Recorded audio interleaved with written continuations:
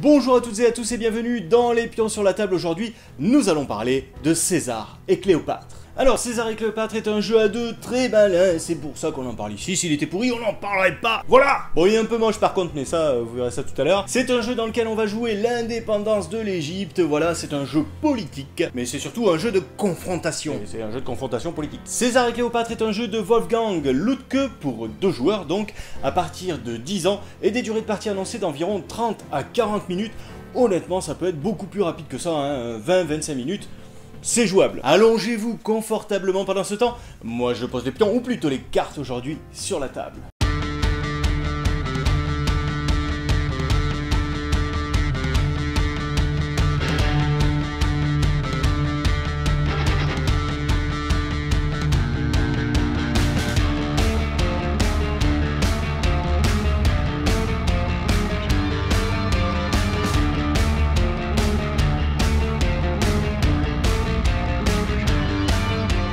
Alors voilà, César et Cléopâtre est un jeu de cartes rapidement installé. On a de chaque côté de la table 2 decks distincts, enfin précisément 2 decks par joueur, des cartes influence et des cartes action, mais on verra ça plus précisément tout à l'heure. Ce qu'il faut savoir, c'est que les decks sont absolument identiques chez César et Cléopâtre, simplement on les a pas à peine la même couleur. Voilà, côté César c'est gris, côté Cléopâtre c'est jaune, et à l'intérieur les illustrations sont différentes, mais sinon c'est exactement les mêmes capacités, c'est exactement les mêmes cartes. Je vais vous montrer un petit exemple. Alors vous le voyez, hein, graphiquement c'est vraiment pas dingue, c'est assez moche même, on pourrait dire. Dès qu'il y a des visages, en fait, je trouve que c'est vraiment pas terrible. Pouah, regardez la gueule de Cléopâtre, non, vraiment, c'est très très moche. Donc voilà, pour vous montrer un petit peu la différence entre les deux decks, chez César, l'assassin, c'est un poignard, alors que chez Cléopâtre, ce sera un petit serpent. Alors, faut savoir que dans la règle de jeu, en fait, c'est Cléopâtre qui démarre à chaque fois.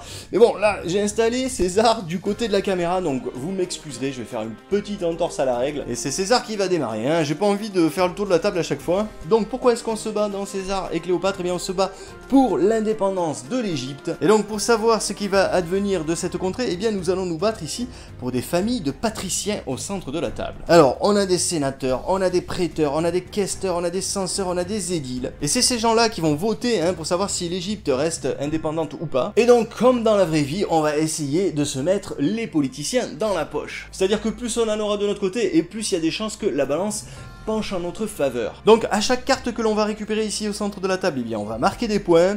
Une carte c'est 1 point, mais en plus de ça, si on a la majorité des cartes d'une famille, comme par exemple ici les sénateurs, eh bien il y a 5 cartes, donc si on a 3 cartes sénateurs, eh bien évidemment on a la majorité, on va récupérer un point bonus supplémentaire. Mais en plus de ça, si on a l'intégralité des cartes d'une famille de patriciens, eh bien on va marquer là encore un point. Ça veut dire que si j'ai les 5 cartes sénateurs, ben je marque déjà 5 points, 1 point par carte, mais également un point de plus parce que j'ai la majorité, on est d'accord, et encore un point parce que j'ai toutes les cartes, donc ça me fait 7 points. Mais en plus de ça, on peut encore marquer des points puisqu'en début de partie, on nous a octroyé un objectif secret. Ici, on le voit, c'est la carte bonus d'influence, on va le découvrir chez César. On s'aperçoit que si César a au moins 3 questeurs, eh bien il récupère 2 points d'influence supplémentaires. Donc là, autant vous dire que César va mettre le paquet sur les questeurs, hein. Et ici, chez Cléopâtre, eh bien, si elle a au moins 3 prêteurs, elle récupère 2 points d'influence, donc elle va se battre pour les prêteurs. Alors faut savoir que dans ce jeu, en fait, on peut avoir 2 objectifs secrets qui sont absolument les mêmes. Ce qui veut dire qu'on va peut-être se battre tous les deux pour les sénateurs. Alors au début, on le sait pas, mais on va vite s'en apercevoir, hein, parce que tout le monde va mettre le paquet sur les sénateurs, évidemment. Sinon, ben, en général, on va essayer de savoir quel est l'objectif secret de l'adversaire pour, bien entendu,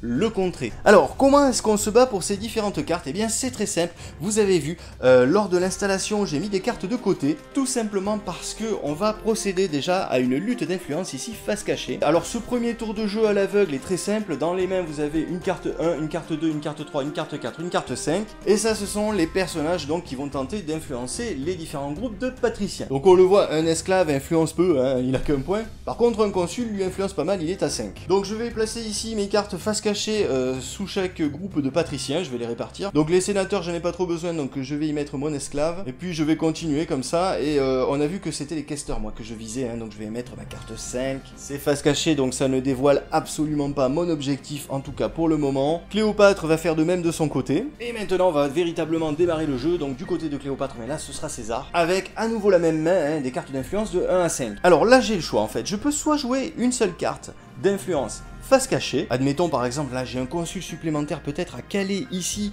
pour vraiment m'assurer la victoire sur les casters. Ben je vais plutôt la mettre face cachée hein, pour pas révéler quel est mon objectif. Mais je peux très bien choisir à la place de jouer la carte face visible, ce qui me permettra non pas de jouer une seule carte mais deux. Donc ok, je dévoile un petit peu ma stratégie, hein, ça m'empêche pas de bluffer, mais ça me permet de jouer plus de cartes et donc plus d'influence. Et rien ne m'empêche d'ailleurs de jouer les deux cartes sous le même groupe de patriciens. Donc voilà, c'est à vous de voir en fait si vous voulez avancer caché ou si vous voulez mettre le paquet comme ça face visible. Une fois que j'aurai fait ça, je vais refaire ma main à 5 cartes. Alors là aussi j'ai le choix en fait, je peux piocher mes cartes dans la pioche d'influence. Donc c'est exactement le même type de carte que vous venez de voir, hein, ça va de 1 à 5. Il y a des cartes spéciales, les philosophes, mais on en parlera à la fin. Ou alors je peux plutôt décider de piocher dans mon deck de cartes action. Donc là admettons j'ai joué 2 cartes, donc je vais piocher 2 cartes action.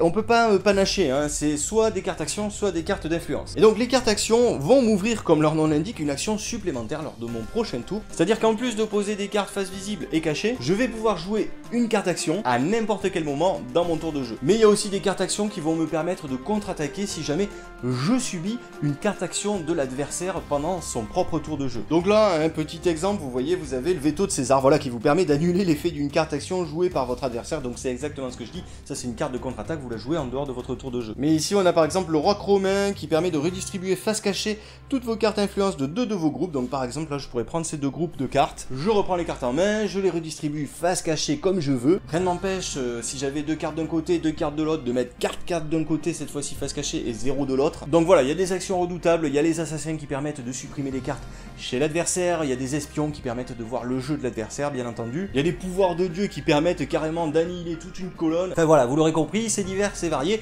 c'est bien putassier et ça met l'ambiance. Donc là j'ai joué mes cartes d'influence, peut-être une carte action si j'en ai dans la main, je refais ma main à 5 cartes et enfin à la fin de chaque tour de joueur, eh bien je vais piocher l'une des cartes les plus importantes du jeu, les cartes suffrage. Alors c'est ça qui va nous dire si une confrontation aboutit, c'est ça qui va nous dire s'il y a un vote aujourd'hui. Ici voilà, il y a un vote des sénateurs, donc ça veut dire qu'ici on va révéler les cartes influence de chaque côté de la table. Donc ici de mon côté j'ai mon petit esclave à 1, hein, on l'a vu tout à l'heure, et en face ici elle a mis un 1 également, donc ça veut dire qu'il y a une égalité, ça veut dire que le vote est nul, et donc les cartes vont rester là sur la table face visible, et on va pouvoir continuer bien sûr à accumuler de l'influence, et puis au prochain vote peut-être que le vote ne sera pas nul et que quelqu'un va gagner un patricien au centre de la table. Admettons que là il n'y ait pas eu un 1 dessous, hein, admettons qu'il y ait eu un 3, et bien Cléopâtre aurait gagné ici le premier sénateur en jeu, et donc ça déjà ça lui fait 1 point. Une fois qu'un patricien a été gagné, et bien le vainqueur de la lutte d'influence se défausse de la carte la plus puissante de sa lutte d'influence. Donc ici elle en avait qu'une, donc c'est vite fait, hein, c'est le scribe à 3. Et en face, César va devoir se défausser de sa carte la plus faible. Donc là c'est pareil, c'est pas compliqué, hein, c'est l'esclave à 1. Et toutes les autres cartes, elles, s'il y en avait eu, restent en place. Et donc on va continuer comme ça à faire des tours de table, à poser